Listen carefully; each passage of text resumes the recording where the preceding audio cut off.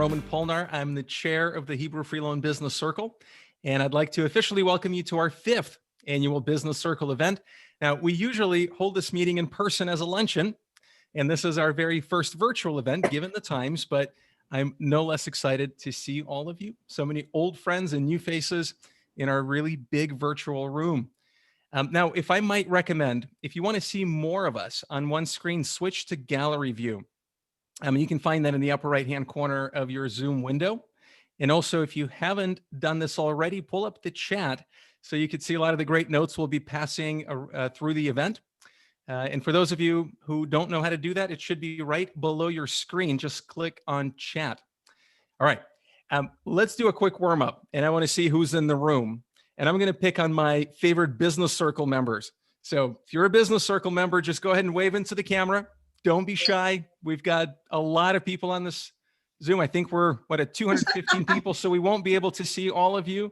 But just so you know, we've got over 40 business owners with us this afternoon, all of whom are supporting the agency and our broader community financially and with their unique skills and professions. So big thanks to all of you. So we can see everybody. We're the gallery. And for all of you who don't know, Business Circle is made up of local business owners and professionals who donate to Hebrew Free Loan to further our work in the Jewish community. And we also provide networking, mentorship, and support for entrepreneurs in the Jewish community. All right. How about all the loan recipients in the room? If you've ever received a loan from Hebrew Free Loan and you feel comfortable, just go ahead and wave into the camera. Let us know who you are. It's because of you the Hebrew Free Loan exists. Thank you so much for being here. Listen, Hebrew Free Loan has been supporting the community for over 124 years in so many different ways with zero interest loans, and we continue doing so every day. So thank you for being here.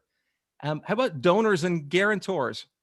Give us a wave. If you've ever given to the agency or if you've backed a loan recipient, say hello. And it's so great to have you here. Thank you.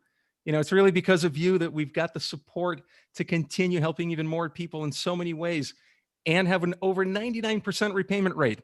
So thank you all.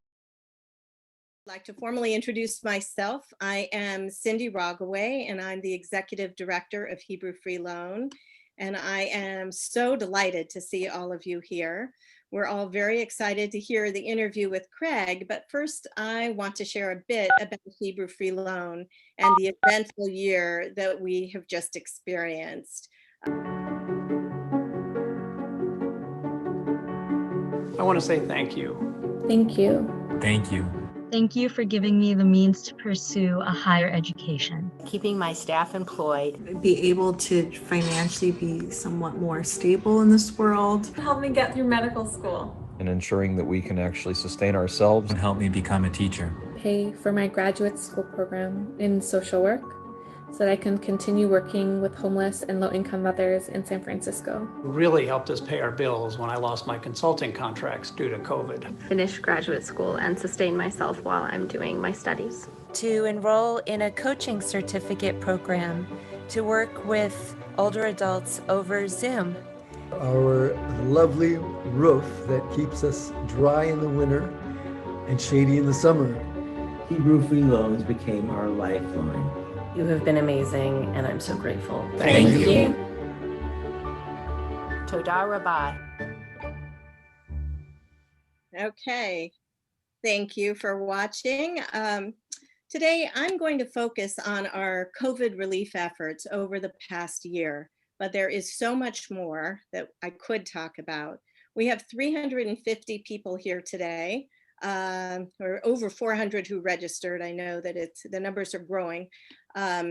It's really amazing to see everybody. Many of you know Hebrew Free Loan already, and many of you are brand new to us. I encourage you to visit our website to learn more about us or reach out to me personally. I would love to connect with you. Suffice it to say, we have a long history of helping people live their lives with dignity by offering them interest-free loans. Today, we have loans of more than $19 million out in the community. And now let's talk about these COVID times.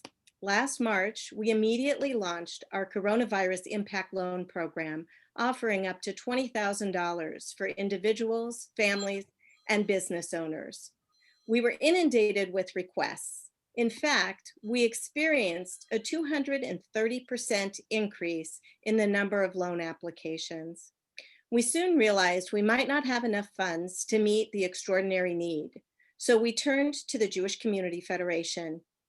My sincere thanks to Danny Grossman, Tanya Shadone, and Laura Lauder for working with us on a creative strategy that resulted in donors pooling their resources to offer us a $5.6 million loan. Much of this was raised in less than 2 weeks. It was amazing to see that outpouring of support. Using these funds, as well as our own reserves, I'm happy to report that we have dispersed nearly 700 loans, totaling more than $8 million since COVID began. 8 million, that's right, you didn't hear me wrong. We couldn't have done this without the loan from the Federation, and we are so grateful to all the donors who made that loan possible. Many of you are here with us today, and you have our profound thanks. I want to give you a quick snapshot of the types of people we've assisted. We provided unemployment loans for all those people who lost jobs because of COVID. We helped many people who were anxiously waiting for government support, such as stimulus checks or state unemployment.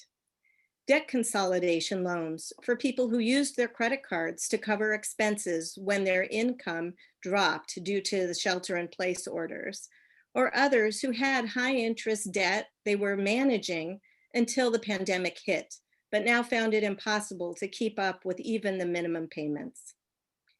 General needs loans for people who had drastic reductions in their income and could no longer afford basic living expenses such as rent, groceries, and utilities. Student loans for people who might not have needed our support under quote unquote normal circumstances, but now students were being sent home from their universities, many of them still needing to pay rent on their apartments, but their parents were out of work. Others who'd planned on working over the summer to help pay for school in the fall found they couldn't find jobs or their paid summer internships were canceled. We also made loans to many employees of synagogues and other Jewish organizations, regardless of religion, who were laid off or had their pay reduced. So many situations causing anxiety and even desperation. With 700 stories to choose from, I will share just this one to paint a picture of what this stress can look like for a person. A man in his 80s turned to us for help. His wife has Alzheimer's disease, and they planned to move into a senior residential community until COVID hit, and they decided to remain in their home and age in place. In order to do that, they had to hire a full-time caregiver at a monthly cost of $3,000. The man had a long-term commercial tenant, but the business was forced to close during shelter in place. He generously agreed to a drastic reduction in the monthly rent he collected, even though that put him in a financial bind. Our loan helped him pay property taxes, make some modifications to their home to keep his wife safe, and assist with living expenses until income from his rental property improves. I also want to mention repayments. When the pandemic began, we made many accommodations for our existing loan recipients, allowing people to reduce their monthly payments or even defer them altogether for a few months. We felt this was our highest priority, to enable those loan recipients who were suddenly facing difficult situations through no fault of their own to keep money they were planning to pay us and instead be able to purchase groceries and pay for other essentials in their lives. As we suspected would happen, most of these people eventually landed on their feet and resumed payments to us. And even people in dire straits who received COVID relief loans have managed to make monthly payments. I haven't yet spoken about COVID relief loans for small businesses. We actually provided more than 40 of these loans, and I've asked Sadi Halil of San Francisco Hometown Creamery, who received one of these loans, to share his story with you. Sadi? All right, hello everybody.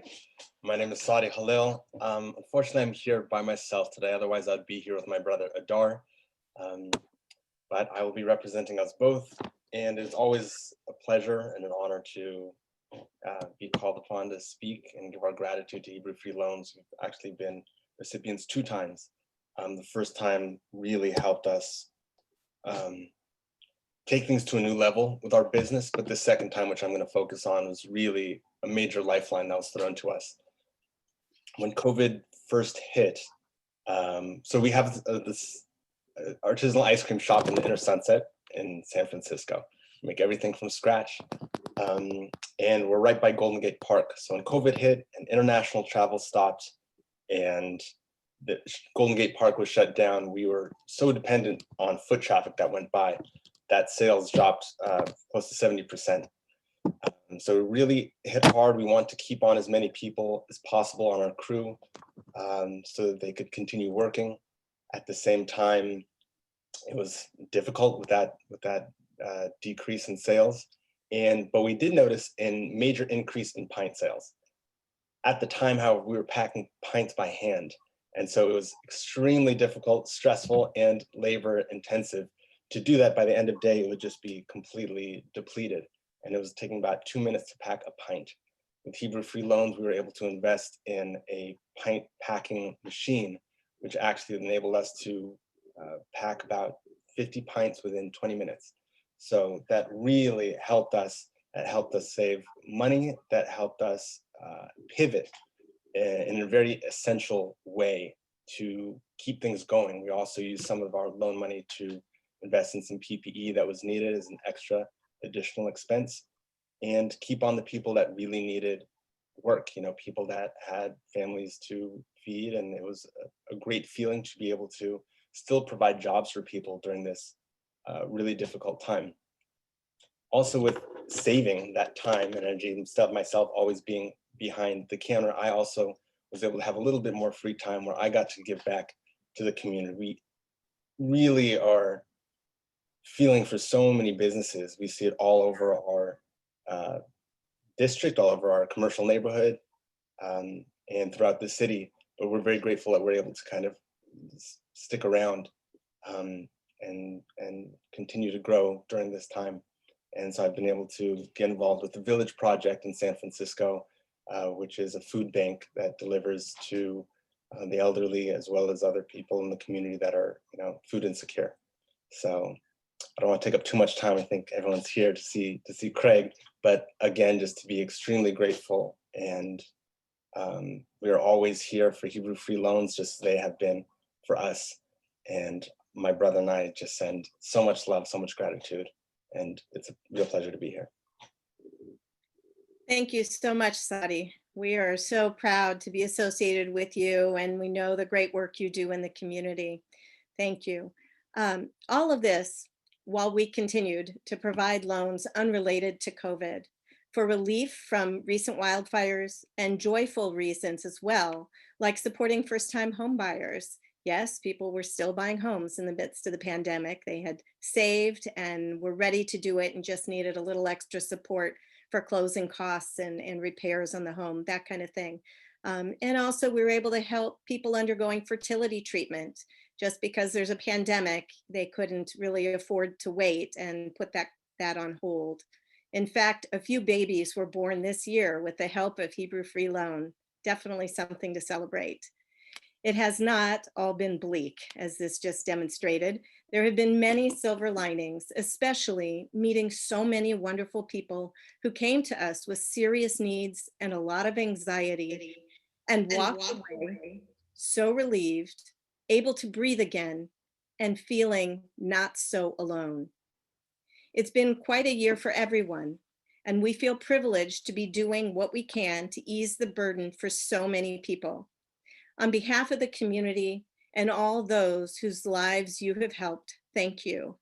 We are still receiving loan applications daily and welcome your continued support. For anyone who would like to donate, please see the instructions in the Zoom chat and help us meet our $25,000 challenge. I'd be remiss if I didn't take a moment to thank Jamie Hyams, our development director, who was truly the creative force behind today's event. and our awesome staff team who helped in every way to pull this off. Okay, ready to meet Craig? I'd like to call on Aaron and Michael Bellings, who serve on our Business Circle Events Planning Committee, to introduce this part of our program. Hey everyone, I'm Michael Bellings. I'm Aaron Bellings. We're the Bellings brothers. We're very excited to be here today, and we have the pleasure to introduce our guest of honor, Mr. Craig Newmark. We're very excited to do so. Aaron and I were born and raised in San Francisco, and as young kids, we were really getting into the internet. We ran to show our dad a very cool website that we had discovered to sell our video games and baseball cards at the time. We're really excited to show our dad, and we went and showed him, and he said, "Yeah, guys, I know Craig."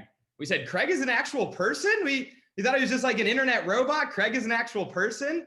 He said, "Not only is Craig an actual person, we grew up together in New Jersey, and we went to each other's bar mitzvahs."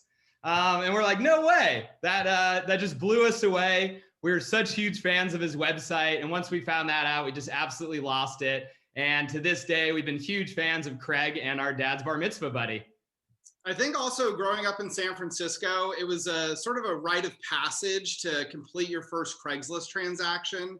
So I think everyone always remembers their first. And it was just one of those always a fun and interesting story, like meeting new people and doing the Craigslist swap. So I'm sure everybody here has some fun Craigslist stories of their own, but that was always a fun thing growing up in San Francisco, something you always talked about with your friends around the campfire. And enough about us. Now to officially introduce our guest of honor. Craig Newmark was born in Morristown, New Jersey.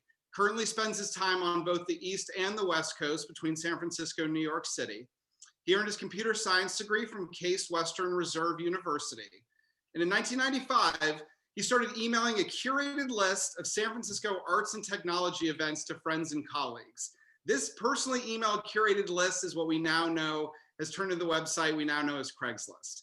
So if anyone here in the chat wants to write, if they were part of that original email chain group list from Craig personally, write down if you have any fun stories or fun events you attended from that first initial, creation of Craigslist, if you will. In 2000, he stepped down from the day-to-day management, and in 2016 founded Craig Newmark Philanthropies, which helps support and connect people and organizations working to advance causes like trustworthy journalism, voter protection, opportunities for women in technology, and meeting the needs of veteran and military families alike. Craig is deeply committed to his philanthropic work that helps strengthen the American democracy. He's on the board of numerous organizations, including Blue Star Families, the Center for Public Integrity, Craig Newmark Graduate School of Journalism at the City University of New York, Girls Who Code, Iraq and Afghanistan Veterans of America, Pointner Foundation, Sunlight Foundation, Vets in Tech, and Women in Public Service Project, just to name a few. And on a personal level, his interests include bird watching and science fiction, just to get a little bit more personal. And without further ado, we have the great pleasure of introducing Craig Newmark, and importantly, Mr. Michael Karsh as well, who will be interviewing Craig for us today. We're very excited about that. Michael's a former business loan recipient. He serves on the board of the Business Circle Events Committee and is the CEO of Edios Media. Edios Media is an education video production company. And without further ado, Michael Karsh and Mr. Craig Newmark. Take it away, guys. Woo. Thank you guys so much. That was a fantastic intro. Craig, thank you so much for being here. As the Bellings brothers were saying, I don't think there's anyone in this Zoom right now who hasn't in some way interacted with the product that you created.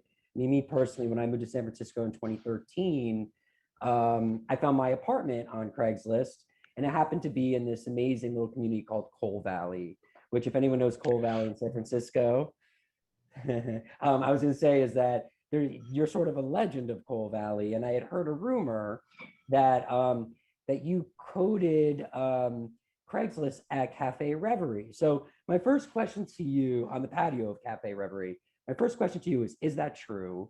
And then secondly, can you tell us about how you created Craigslist? Okay. You're coming pretty close to things. In Coal Valley, I moved there like 94 to 1010 Cole Street, right next to the Boulangerie, the French bistro kind of place.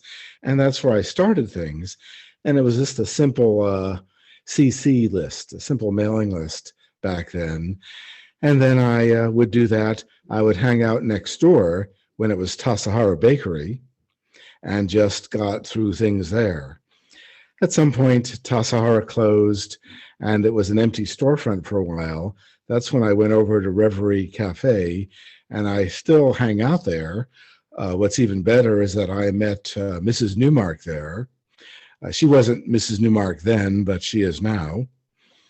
And that's where I continue to have lots of meetings, and I'm trying to start that up again, given that, well, among other things, I've now started to get vaccinated, an advantage of my advanced years. But this was 95. I started a simple CC list to acknowledge and to give back to the people who had helped me settle into San Francisco, because I had moved there in 93. And coming to a new city is a lot easier if you have people who will tell you about neighborhoods and restaurants and just getting along with people. And I needed a lot of help, because even back then I was still very much a 1950s style nerd, lacking fairly completely in social skills. I really did wear a plastic pocket protector. I really did have thick black glasses taped together. And again, I can simulate social skills now for up to 90 minutes, but it is only a simulation. So that was Craigslist. I just started sending out what I thought were cool events, you know, stuff which merged arts and technology. People suggested more, and I did what made sense. Middle of 95. At that point, the CC list in email broke at about 240 addresses, and I had to use a so-called listserv, Major Domo, and I had to give it a name. I am very literal as a nerd. I was going to call it San Francisco Events. People around me told me they already called it Craigslist, that I had invented a brand inadvertently. Then they explained to me what a brand is. And for those of you in business, that might be mildly shocking, but that illustrates my degree of cluelessness at the time. And I am not quite as clueless now, still in need of an occasional clue. But anyway, I just kept running it by myself for a couple of years. End of 97, million page views a month, pretty good at that time. Tried 98, running it with volunteers. That failed, and I had to run it like a real company. And so that's what I did. A big decision I made was that, well, to turn down the bankers and venture capitalists who wanted me to do things the usual Silicon Valley way and make maybe billions of dollars. That's not pious, but I started to remember what I learned in Sunday school from Mr. and Mrs. Levin. Hebrew school just happened to be on Sunday, and I'm very literal. And they told me I should know when enough is enough. They also taught me to want to treat people like I want to be treated. They also taught me about disinformation. They were pretty advanced, alluding to the 9th commandment, which says that bearing false witness is wrong. I'll come back to that. And maybe the notion that in later years, they told me about tikkun olam, repairing the world. All this affected me. I didn't know how much it did until the last maybe 10 years, when people interviewing me kind of caused me to reflect way back on things that happened then. Anyway, 99 made it into a company. I was CEO. End of 99 or so, maybe beginning of 2000, I started to realize that as a manager, I suck. And that I had seen a lot of cases in my industry, you know, computer industry, of people who hung on too long and really did some real damage to their company. So I decided I would demote myself. I went full-time into customer service, not as customer service manager, but as a customer service rep. I gave up all decision-making ability. I gave up all influence, because I think I needed to do that so as to not interfere with decision-making by the guy I selected to be CEO. So all this stuff, nothing pious or altruistic about it. It's just naturally flowing from the values that I learned from Mr. and Mrs. Levin, probably in the very late 50s or 1960, right around then. And so things just kept happening along those lines. The site just got more and more successful. The business model people characterize as doing well by doing good, instead of saying doing crazy well by maybe charging people more for ads, which admittedly were more effective than a lot of others. 10, 15 years ago, people in the nonprofit world were asking me how to build community online. Now and then there'd be a request for a charitable contribution, all that. And so I started thinking a lot about that, because part of my thinking in terms of charging what I did was that I remembered the industrialists and philanthropists of the late 1800s. These were people who made a lot of money, sometimes questionable means, and then towards the end of their lives, they gave back a little bit of it for really good causes like libraries. Then I figured it's better for someone who's trying to put food on the table if they don't have to spend much for advertising. That's when I figured Craigslist is about helping people put food on the table, helping people get a table, and then helping people get a roof under which to put the table. So that's kept plugging away. And in 2010, I made an attempt at getting my act together regarding philanthropy. You'll see references to something called Craig Connects. It failed, but I kind of let it stumble along until about 2016. At that point, I started remembering very clearly what I learned from Mr. Shulsky in U.S. history, and he made sure we understood the importance of the Bill of Rights, the Declaration of Independence, and the Constitution, and the role of a free press in our country, which is that a trustworthy press is the immune system of democracy. Well, I felt that the immune system kind of failed us in 2016, so I started getting more and more into areas to help protect the country, specifically to get people smarter than me to protect the country, and to reward the people who had already been protecting the country, risking their lives to protect me. That led to areas like people countering disinformation, people countering online extremism, people countering hate. I started looking into journalistic ethics, stuff like that. The pointy end of the spear for me when it comes to countering hate are two groups. One is the International Women's Media Foundation, because it's women reporters who get the worst of hate online. But also I'm heavily supporting and working with the Anti-Defamation League out of our own tradition. And they're actually doing very good work using technology to counter online extremism, which we really need right now. I also support veterans groups a lot, and also as a new initiative, trying to get people in our country fed, starting up a network which includes groups like Feeding America, World Central Kitchen, and one group converges veterans' interests and feeding people called the Bob Woodruff Foundation and the Got Your Six initiative. Got Your Six is a network of organizations across the country which helps out vets and their families.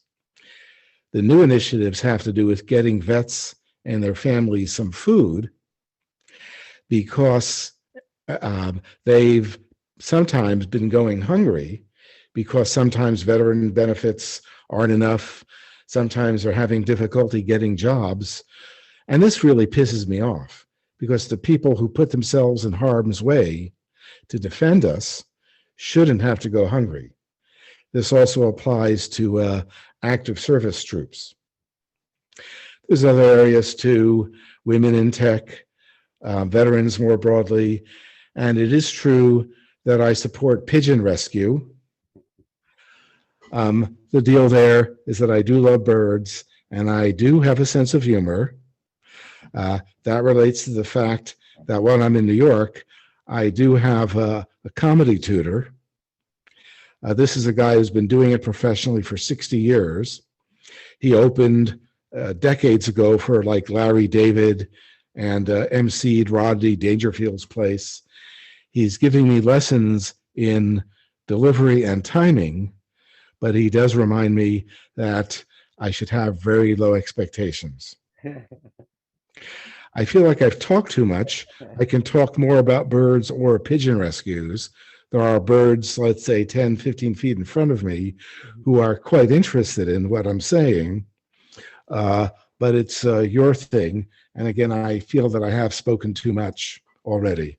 Well, I will tell you, I am also an out and proud casual birder myself. But what I do want to talk about is I get this sense in hearing about your lessons from Sunday school and even why you wanted to start Craigslist in the first place, and now in your philanthropy, the sense of community and the importance of building community.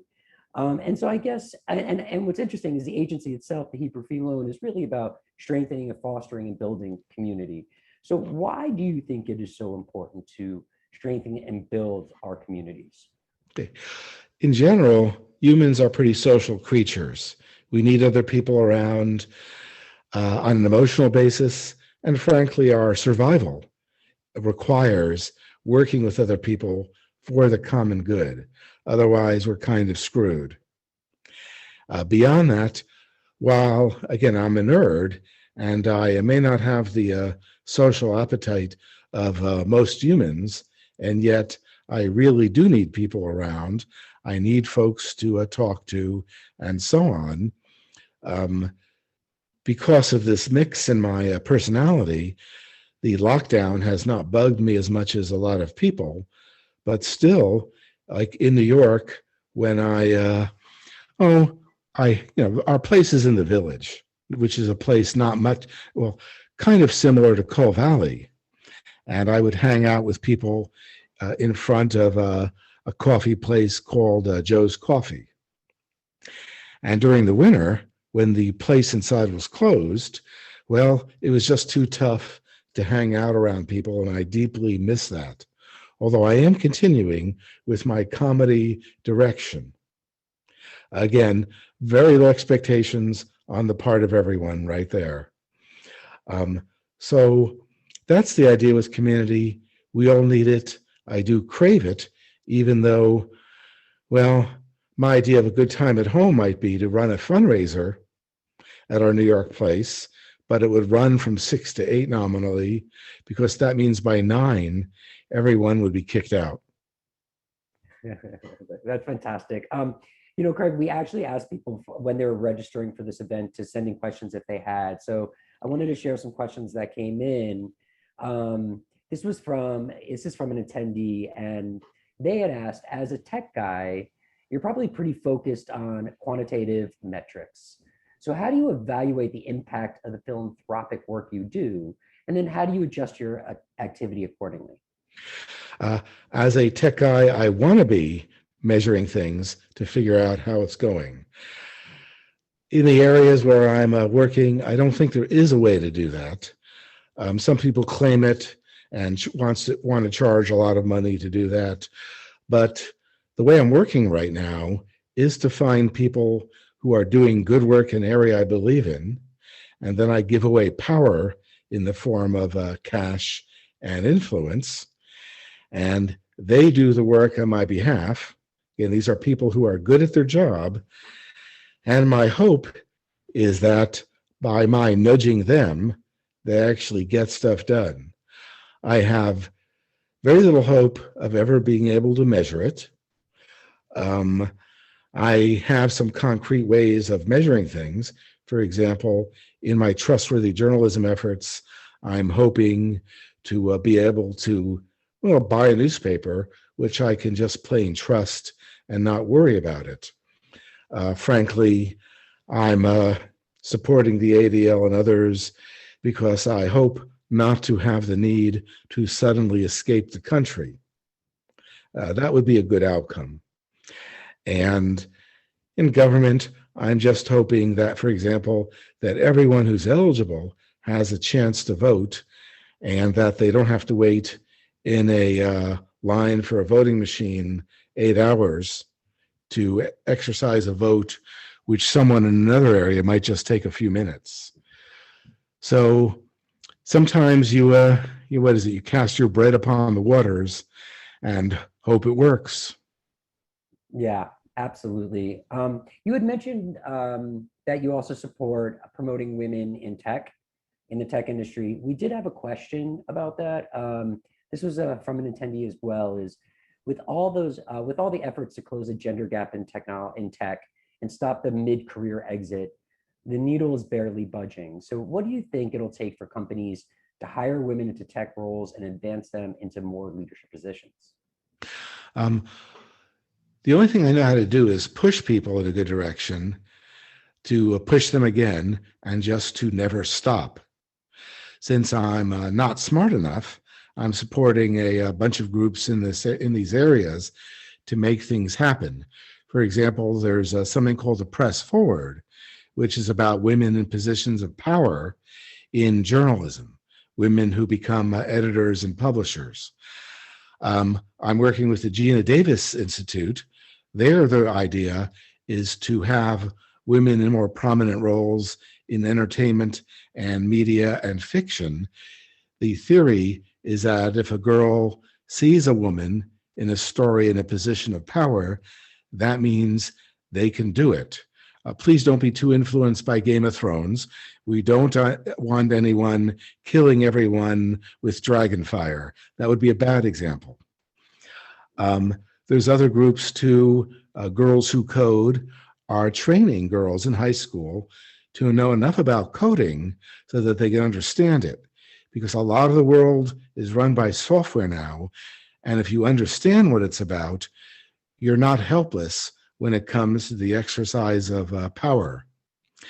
A new area is the Marshall Plan for moms, because with the pandemic and childcare operations being shut down, mothers really need a hand these days, and that's part of what this is about. There's a lot of these happening right now. My deal again is to turn what power and influence I have over to people who are good at their job. This also acts as a force multiplier. I can do a lot more with less resources than a lot of other people could who have multi-billion-dollar endowments.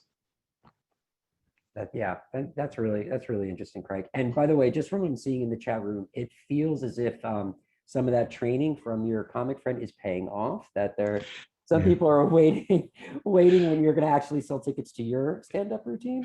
Well, you really don't want to encourage me. And I've committed to Carolyn Hirsch, who runs Caroline's on Broadway, that I'm not interested in open mic night. That's good to know. So this is now geared towards maybe some of the younger people who are looking to build their careers in tech. This was also from an attendee. So based on your experience and what you've seen in being entrepreneurial and high-tech ventures over the past couple decades, what is your top piece of advice to maybe teens and college students regarding helping them think about their future? The big problem is that, cultures, societies evolve, and, we evolve from what's normal to a new normal. And the pandemic has accelerated a lot of that. For example, we have meetings via Zoom or equivalent. And when we all have vaccinations and all that, no one knows how that's going to end. I think it's going to be a combination. We're going to have hybrid meetings in person and on Zoom at the same time. The idea, the traditional advice is for kids in high school to figure out those fields with the help of guidance counselors, fields which they might love, which might actually result in some kind of a good career. Cybersecurity is the one I push most because that's what I'm involved with, and I see enormous opportunity there. So the advice for high school is to try to locate those areas, which will be a big deal, because with unpredictable amounts of automation, things like self-driving cars, with drones doing delivery, a lot of work which seems so secure in the past, that work may disappear. Tangentially, I'm starting to pay a lot more attention to ideas like universal basic income, because that may be part of the new normal. Earlier, kids in grammar school, if anyone has them, or if your grandchildren are in grammar school, elementary school, if they're very smart, tell them not to show off in class, because I used to be a know-it-all in school, and other kids hate that, but I didn't know that, and so I just came across as a complete jerk, and that was really bad for me. And the bottom line of it was that by the time I hit 6th grade, I was spending a lot of time with the school psychiatrist. He tried to teach me chess, which didn't stick, and I guess bird watching, but that only became a thing about 30 years later for me. Oh, yeah. Somebody was asking about the MOMS effort. It is called the Marshall Plan for Moms, much like the Marshall Plan for Europe at the end of World War II. So Greg, I wanted to get your thoughts. So you talked about how you might see the pandemic having an effect in how we work, right? So I think I just read something very recently that there's going to be a massive effect from the pandemic on nonprofits themselves and their ability to continue, or maybe even some might not be able to continue. So I'd love to know, what are your thoughts on how the pandemic might actually affect philanthropy, nonprofits, and organizations that are out there trying to do good? Currently, what people are seeing is that a lot more of the money is going to help people in dire circumstances. Money being given away to people, let's say, in the restaurant or hospitality industry. That's pretty good. Possibly less money going to people in the arts. And when if I have to choose between people in the arts and people who might be going hungry that night, that tells me what I need to be doing. That's, I guess, tikkun olam. I guess I practice what I've started calling ungentrified philanthropy, because while I realize the importance of supporting the arts, feeding someone comes first, defending the country comes first, but I do some work in addition to that. In San Francisco, there's an annual book festival called Litquake, which I support pretty heavily. But the deal is that I'm basically an ungentrified kind of guy. There's an observation in a book called Craigslist, The People's Internet, which points out that Craigslist and Wikipedia are probably the last ungentrified looking sites on the internet. And I love that idea, because an ungentrified neighborhood is one which could be a little shabby, but people get along, it works, there's very little resentment, people look out for each other, and when bankers come around with big bags of money, sometimes they tell the bankers to go away. Another way of putting this is that I've recently realized that basically I'm a peasant family coming from Russia on my father's side, and I realized that when somebody gave me potato vodka, and I realized, oh, that's right. I had heard you in an interview talk about that idea of an ungentrified site, and I found that actually quite fascinating, that metaphor. We're about to wrap it up, Craig, and I was just hoping maybe, some of those key lessons that you kind of mentioned throughout that you took away from your literal Sunday school, but from those teachers when you were young, if you could just kind of remind us what some of those were as we kind of say so long. Okay. Well, this is, again, Mr. and Mrs. Levin, literally in, I guess, Sunday school, which I guess that was kindergarten for Hebrew school. You want to treat people like you want to be treated. You want to know when enough is enough. And bearing false witness is wrong, which is a principle of journalistic ethics. That's usually translated as thou shalt not lie, but bearing false witness is a much more sophisticated description of information warfare than anything else I found. Beyond that, tikkun olam. I mean, I add stuff to my, I grew up in New Jersey where people said, you put your money where your mouth is. And a nerd's got to do what a nerd's got to do. Craig, this has been such a pleasure. And me personally, I hope there's an opportunity down the line, maybe when people can hang out, that I would love to do some casual bird watching with you. But separate from that, I want to thank you so much for joining us today. I know everyone really enjoyed it. And to everyone out there, I think we would love to give just a round of applause for Craig taking the time to speak with us today. Well, and I actually get this from school, but I was like 13 or 14 when Star Trek first came on. It did not advance my social development. But you know what? Your comedy is definitely evolving. So stick to it. Thanks, folks. Take care. Thank you so much. Well, thank you so much. And I think that, with 220 of our friends in this room would not only join me in saying thank you, but they would encourage your comedic efforts. And I wish we could ask you to stay longer, but I know that our time is coming to an end. I want to thank you so much, Craig, for being with us today. Thank you all for being with us today. And Craig, thank you for your challenge grant. I'm excited to report that we have met the match. So thanks everybody for coming together. Thank you for supporting the agency. Absolutely wonderful. And the needs to support the communities continue. So if it's not too late to donate today or in the future, I promise the agency will put the funds to good use. And I'd like to ask Elise to join me in asking that as you make your way out, please type one word in the chat expressing how you feel as you're leaving our gathering today.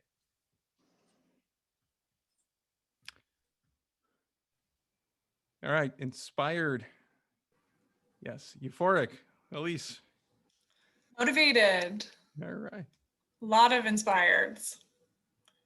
Exhilarated, grateful. Mm-hmm.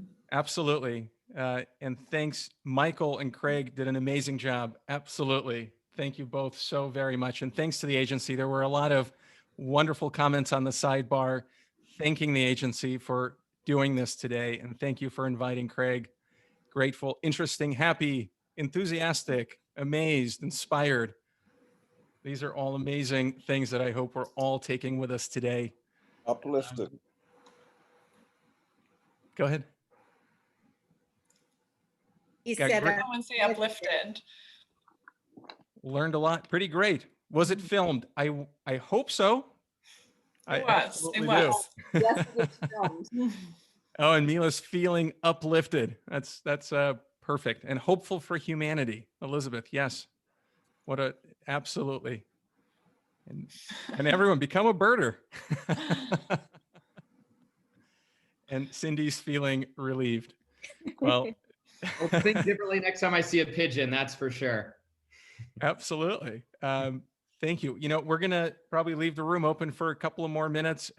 If you're making your way out, we understand that you have to go. We want to be respectful of everyone's time. We're so grateful that you were able to join us today. And we're grateful to the agency, to the staff. I think we should all give the staff, Cindy, Jamie, and everybody a huge round of applause. Amazing work. Thank you for doing this. And thank you for continuing to show up like this for our community. Thank you all. Feel free to unmute yourself. It's wonderful to see all of you. Gratitude. Thank you, Carolyn. And the Oscar goes to Craig Newmark. I agree. Can we unmute and do a big round of applause, please? Please, absolutely. Thank you, everyone. Fantastic. Cindy, would you join us on this virtual stage, please? I am here. All right. This is Yeah. fun. Amazing. So Thank you exciting so to much. see everybody.